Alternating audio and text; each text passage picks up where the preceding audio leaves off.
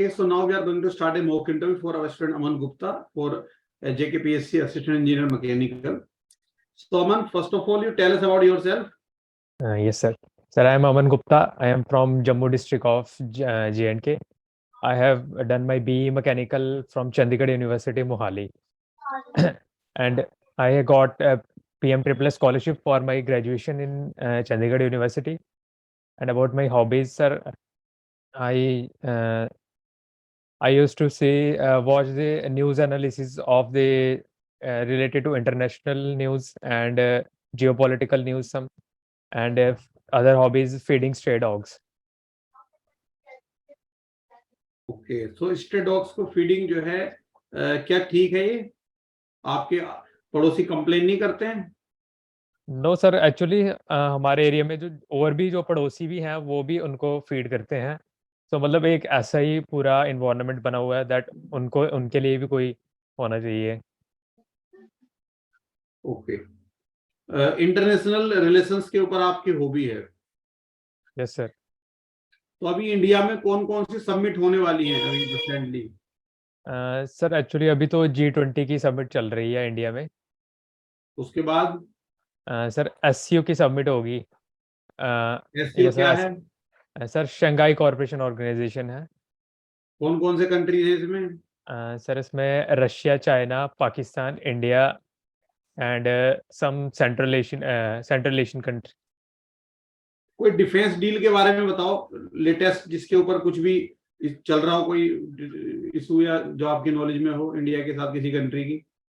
Sir basically अभी तो offer किया है, एरो इंडिया शो हुआ था, उसमें China as well as US offers their advance fighter jets to India, but India is not. अभी इंडिया ने फिक्स नहीं की है डील.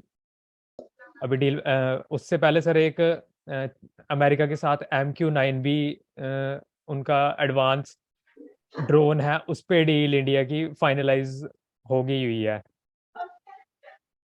डीआरडीओ के कौन कौन से प्रोडक्ट तुम्हारी नॉलेज में हैं? यस सर, बेसिकली तो डीआरडीओ के एक तो उन्होंने कवच बनाया था अभी थोड़ी देर पहले, जो इंडियन आर्मी को दिया गया है. एडवांस प्रोटेक्टिव शील्ड है कवच. एंड अदर सर, अगर डीआरडीओ और HAL की हेल्प से प्रचंड हेलीकॉप्टर है जो अभी इंडियन आर्मी को दिया गया है, इंडियन एयरफोर्स. G20 की सबमिट कोई जम्मू एंड कश्मीर में भी कुछ प्लान है? सर गवर्नमेंट ने किया तो था, कश्मीर में एक फिक्स की हुई है कश्मीर में, बट अब पता नहीं वहाँ पे होगी या शिफ्ट भी हो सकती है तो बेसिकली. आप जम्मू कश्मीर में असिस्टेंट इंजीनियर बनने का प्लान आपने कब बनाया और क्यों बनाया? Yes sir. सर मेरी 2020 में BE मैकेनिकल हो गई थी कंप्लीट. उसके बाद से ही मैंने गवर्नमेंट एग्जाम्स की प्रिपरेशन स्टार्ट की थी sir. Right from my college days, जब मैं मतलब अपनी टेक्निकल फील्ड में अगर जॉब सोचता था तो उसी समय से AE और अदर गवर्नमेंट एग्जाम्स की मैंने प्रिपरेशन स्टार्ट की थी. तो उसके बाद जब एडवर्टाइजमेंट हुई थी हमारे J&K में, तो मैं तब से कंटिन्यूसली प्रिपेयर कर रहा हूँ एग्जाम्स के लिए. Okay okay, Lokesh sir. Yes hello, sir. आवाज आ रही है? Yes sir. डिफरेंशियल्स के बारे में बताओ. what is the use of differential and how it works? Sir differential basically हमारे पावर को एक्सल से व्हील्स में ट्रांसमिट करता है पावर. ओके, उसमें और मतलब कैसे, कैन यू एक्सप्लेन मी कैसे करता है? Yes sir. सर इंजन से हमारी जो शाफ्ट के थ्रू पावर ट्रांसमिट होती है डिफरेंशियल को, और फिर डिफरेंशियल से हमारी एक्सल्स के थ्रू व्हील्स में पावर ट्रांसमिट होती है. क्या क्या कंपोनेंट उसमें पढ़ाया नहीं है? मतलब कैसे हाउसिंग है, उसमें स्पाइडर है, तो गियर्स हैं, फिर बाद में एक्सेल है, यस सर. एक्सेल्स है, तो उसका आप समझा सकते हो? सर डिटेल में तो उस बारे में ज़्यादा.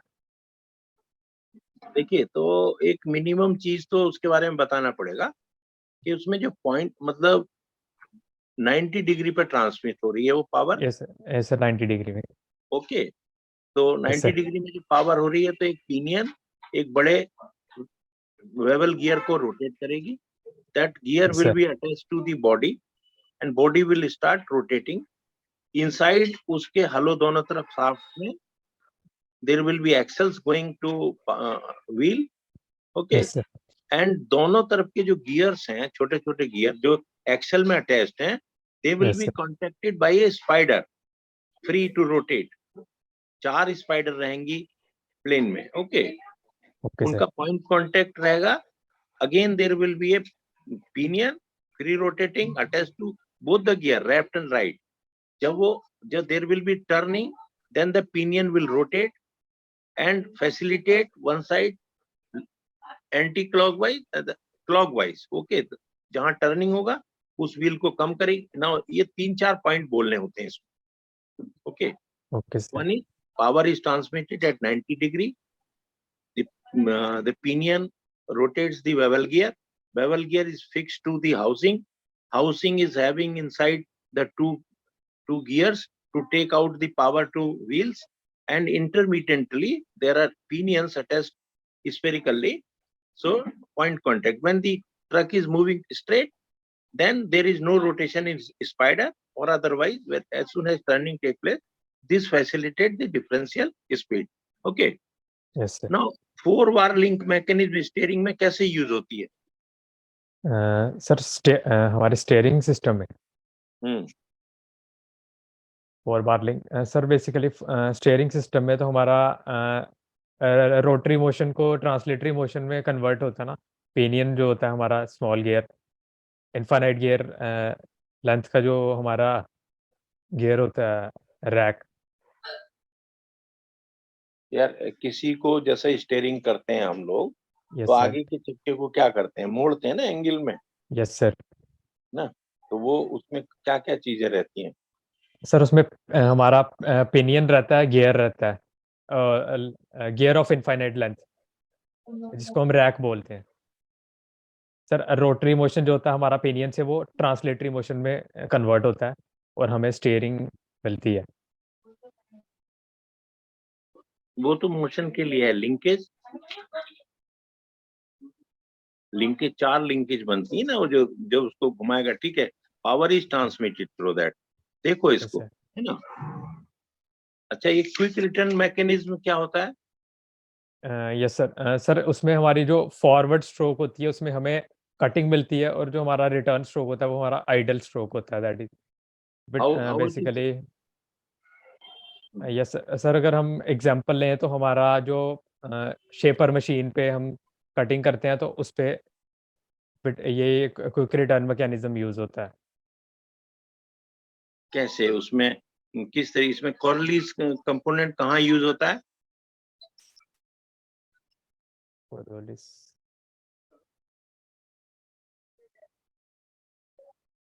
देखो, one is centre, another is, इसमें एक स्लॉट रहता है। स्लॉट में वो क्रैंक रोटेट करती है, आगे वो एक्सटेंडेड और तो 3 के एलिमेंट्स बताने पड़ेंगे, नहीं क्या?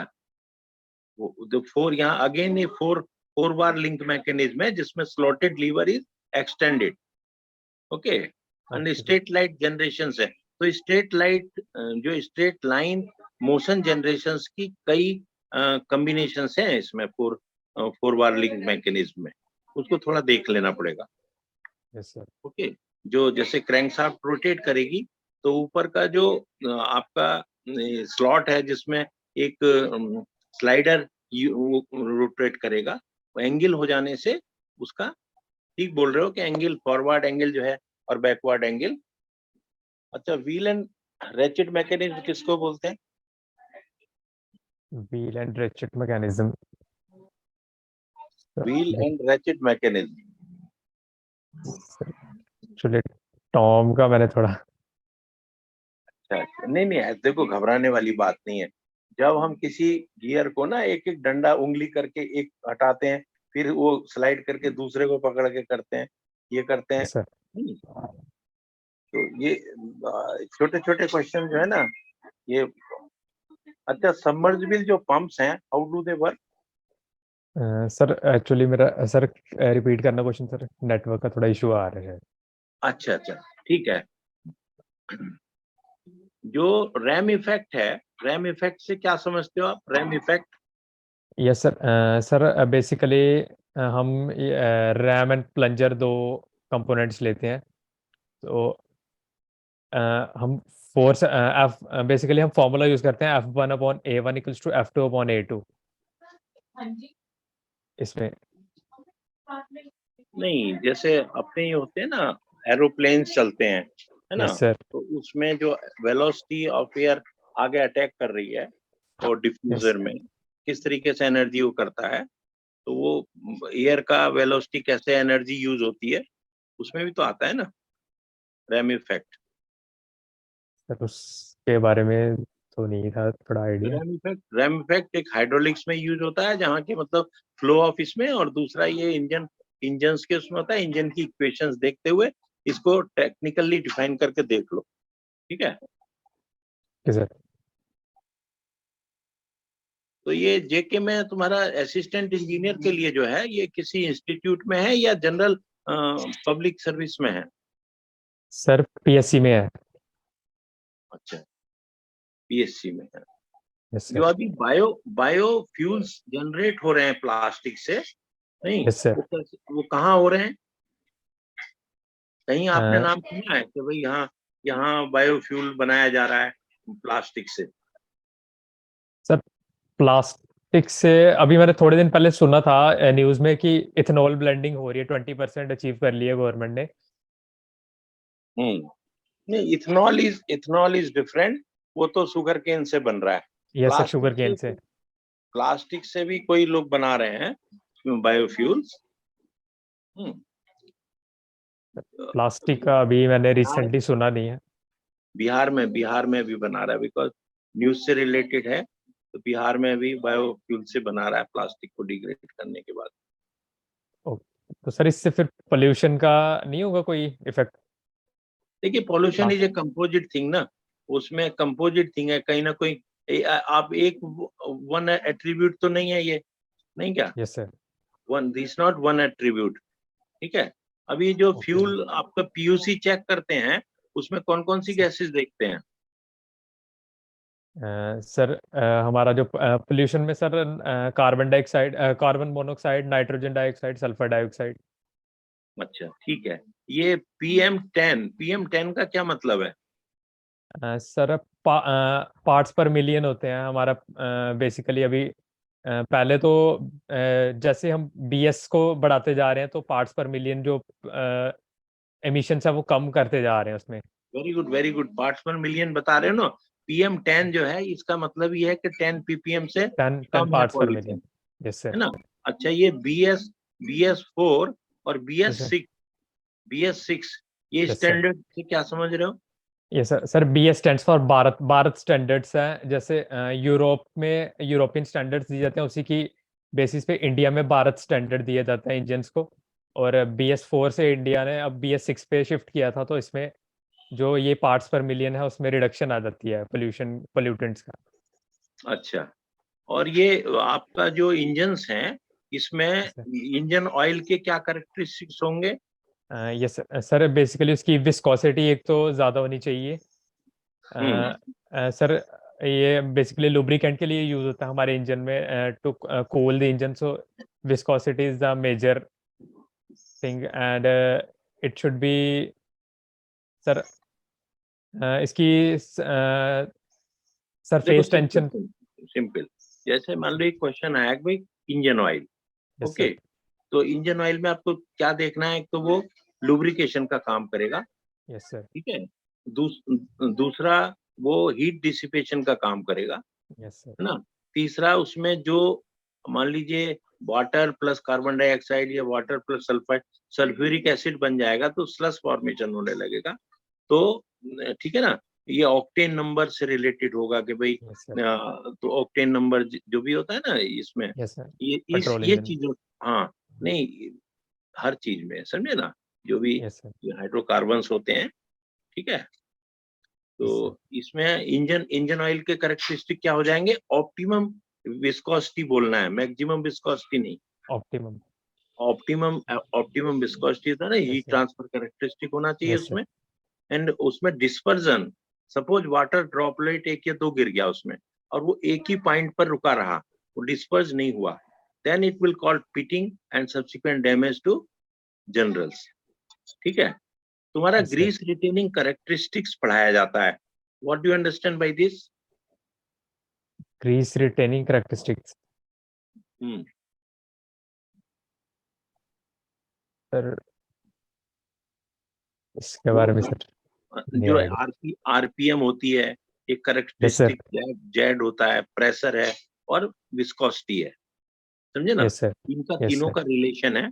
और जैसे जो साफ्ट एंड जर्नल है वो रोटेट करता है, तो किस Yes, sir. डायरेक्शन में उसका लुब्रिकेशन होल होना है उसको स्पेसिफाइड कराता है ये, ठीक है ना?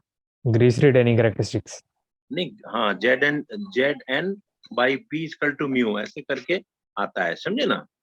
Yes, Z is sir. A characteristic, P is a pressure, N is a speed and mu is a viscosity. Yes, sir. मान लीजिए कोई लोडिंग हो रही है आपकी और उससे Yes, sir. एक्स्ट्रा दूरी से लोड छोड़ दिया गया, तो इसका क्या Sir. इफेक्ट होता है? सर वो लोड विद इम्पैक्ट होगा. बेसिकली 3 टाइप्स की लोडिंग होती है हमारी. एक gradually applied, sudden load with impact. So इसका इम्पैक्ट लोड को ग्रेजुअल जो सडन होता है वो ग्रेजुअल से 2 टाइम्स होता है, और इम्पैक्ट जो होगा वो 4 टाइम्स उसकी इंटेंसिटी हो जाएगी. हाँ, बेसिकली क्या है कि जो गैप है ना, gap will add into deflection. जो स्ट्रेन हो रही है उसमें डायरेक्टली स्टेप हो जाएगा. हार्डनेस जरा बताओ, हार्डनेस से क्या समझते हो? Sir hardness basically resistance to indentation of on the surface, resistance to penetration on some surface. Very good. किस किस तरीके की हार्डनेस हम लोग चेक करते हैं? सर हार्डनेस के वैसे तो हमारी एक हम स्ट्रेन हार्डनिंग करते हैं. नहीं, my question is Rockwell hardness. अच्छा, okay sir. Sir Vicker hardness, Rockwell hardness, and one another is Vicker, Rockwell and Brinell hardness. Brinell hard. ठीक है बच्चों, तुमने ये जो जैसे लैटिस के बारे में पढ़ा है? जी सर, थोड़ा बहुत हाँ पढ़ा हुआ है. हाँ, ठीक है. कोऑर्डिनेशन नंबर क्या बोलते हैं? Coordination number?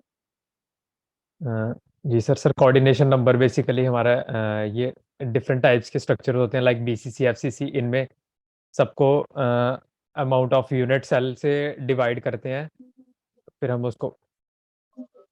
इसमें वन एटम से कितने एटम अटैच रहते हैं ना, that number is G called yes sir. Coordination number, है ना? Sir simple. हाँ, बोलो. सर सिंपल क्यूबिक में 1/8 से उसको मतलब 1 रहता है उसका, और फिर आ जाता है हमारा बॉडी सेंटर, उसमें 2 रहता है, और फेस सेंटर में आई थिंक 4 रहता है. नहीं, गलत बोल रहे हो. तो आप ये देखो, एक इससे रिलेटेड क्वेश्चन कोई पूछ सकता है लैटिस से. बीसीसी का पैकिंग फैक्टर क्या है? ठीक है. सीसी का पैकिंग फैक्टर क्या है? एचसीपी का, ये इनको थोड़ा सा देख लो. स्लिप लाइन क्या है? डिस्टॉर्शन क्या है? और कैसे जो इसमें फॉल्ट क्या होते हैं, तो स्ट्रक्चर में क्या क्या फॉल्ट हो. देखो, I have read your mind. You are a knowledgeable person. तुम्हें किसी चीज से डरने की जरूरत नहीं है. Okay, you are understanding the question and you are giving answer. जो भी नॉलेज है, नॉलेज तो तुम्हारे पास में एनॉर्मस है. ओके, बिल्कुल डिस्टर्ब होने की जरूरत नहीं है. नहीं क्या? हार्डनेस कैसे होती है ये देख लो. अब ना मान लीजिए आपको हाइड्रोलिक्स में पूछता है ना? Yes sir. तो सर्कुलेशन क्या मतलब है? सर्कुलेशन का मतलब क्या है? वर्टोसिटी का क्या मतलब है? Yes sir. बताओ. आइडियल फ्लूइड्स क्या होते हैं? आइडियल फ्लूइड सर, उसमें हम उसकी लेते हैं, assumptions लेते हैं. They are inviscid, incompressible, and one more assumption we take, they are steady, I think steady. So they follow sir, the Newtonian law or not? Newton's law, yes sir. Newtonian law तो simple है. Tau equals to mu du by dy. They follow the Newtonian law, that is tau is equal to mu du by dy. हाँ, मतलब gradient, velocity gradient. हाँ, ना इसके लिए जो assumption है आप सही बोल रहे हो. तो फर्स्ट इज, अगर आइडियल फ्लूइड के बारे में पूछता है तो then you say they follow the Newtonian law. नहीं क्या? And the assumptions are this, and tau is equal to this is the thing. Okay, मतलब Yes, आप समझो, जो तुम्हारी नॉलेज है उसको प्रेजेंट सिर्फ करना है, तो वो वहां से स्टार्ट करना है जहां से कैपेबिलिटी हो, ठीक है। नाउ yes, ये sir. जो हमारा टर्बाइंस की वो होती है, पंप्स की जनरेशन होती है, इसमें बर्नौली इक्वेशन जो है ना काफी यूज होती है। Okay, Yes, sir. तो बर्नौली इक्वेशन की फंडामेंटल इक्वेशन क्या है? That is say energy equivalent. Okay, Yes, sir. Energy is equal to constant, वो क्या है बताओ जरा। सर बर्नौलीज इक्वेशन या उसकी जहाँ से ड्राइव हुई है वो इक्वेशन। हाँ, जो जो मेन है, main yes PV, sir P by rho g plus V square by 2G plus. ये ड्राइव्ड है, ये PV plus mgh plus half mv square equal yes to sir. Constant. Okay, yes sir. Others are given. अब इसमें से मान लीजिए आप मास से डिवाइड कर देते हो पूरे को, यस सर। ठीक है, तब वो p रो प्लस gh प्लस ये आ जाएगी, यस सर। है ना। फिर मान लो mg से कर दिया तो वो z की स्टैटिक में आ जाएगी। यस तो ये सर। तीनों चीजों को क्लियरली कर लो। Okay, suppose yes you are asked a question के पंपिंग का, है ना। सपोज रैंकिन साइकिल है, रैंकिन यस सर। साइकिल में क्या क्या हो रहा है?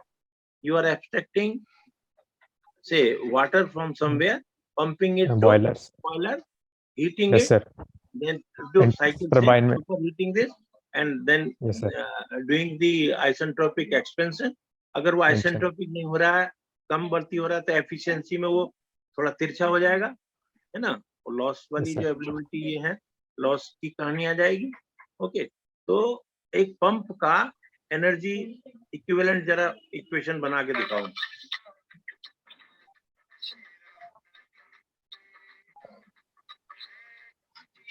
Yes, sir. मतलब माइंड कूल करके अपने देखना है। अभी पंप है, नीचे से सक्शन कर रहा है, एक मोटर उसे चला रहा है, पानी ऊपर जाके नीचे गिर जा रहा है ना, पानी Yes, sir. ऊपर हेड पे जाके जा रहा है। नाउ पॉइंट 1 पर क्या इक्वेशन है एंड पॉइंट 2 पे क्या इक्वेशन है? Yes, sir. बताओ। सर राइट करके बताओ ना पेज पे। नहीं, वैसे भी बता सकते हो कि पंप Yes, sir. का साफ्ट इनपुट प्लस ये। Yes sir. सर बेसिकली हमारे जो ये अपनी स्टडी फ्लो एंड एजुकेशन होती है उसमें पॉइंट 1 पे लेते हैं हम H1 plus V1 square by 2 plus GZ1। But इसमें हमारी तो पंप जो हमारी वर्क कंज्यूमिंग डिवाइस आएगी, तो इसमें हम वर्क जो है वो फिर अदर साइड में लेंगे H2 plus V2 square by 2 plus GZ2 and minus pump work लेंगे हम इसमें। नहीं, ये जो पहले पॉइंट में होगा, जो पंप का जो साफ्ट वर्क है वो उसका total plus all other energies available here and that will be equal to ऊपर का प्रेशर इक्वल टू इतना, ठीक है। ये ऐड हो पंप वर्क जाएगा हम इसमें नीचे। इनलेट में ऐड होगा सर ये। हाँ, इनलेट में ऐड होगा ना, क्योंकि आप वर्क ऐड कर रहे हो ना, वहां एनर्जी ऐड कर रहे हो ना, ठीक है। W साफ्ट प्लस जो भी pressure energy plus kinetic energy what ever this eight point 1। फिर मान लो जो लॉसेज जा रहे हैं इन बिटवीन, बीच में हाइड्रोलिक लॉसेज है, तो वो लॉसेज ऐड हो जाएंगे उधर साइड में, तो इक्विवेलेंट ये बनेगा। अच्छा, specific power, yes sir. Specific head और स्पेसिफिक डिस्चार्ज, यस सर। ये टर्म्स यूज होती हैं। क्या है Yes, वो एच के फॉर्म में? Specific power.